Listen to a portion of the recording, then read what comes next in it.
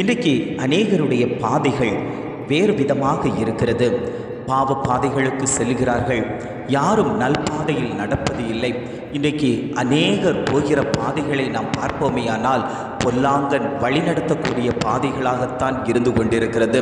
நாம் பாதை மாறி போவது நம்முடைய பிரயாணம் கடைசி காலத்தில் இருப்பதினால் தேவன் காட்டிய நல்வழி பாதையில் நாம் நடப்போமேயானால் அந்த கானானில் போய் நாம் சேரலாம், பரலோக வீட்டில் போய் நாம் சேரலாம்.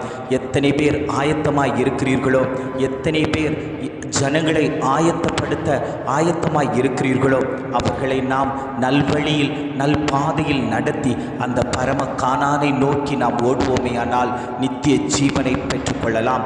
நீதிமானுடைய பாதை எவ்வாறு இருக்கிறதாம்? செம்மையாய் இருக்கிறது என்று வேதம் சொல்லுகிறது.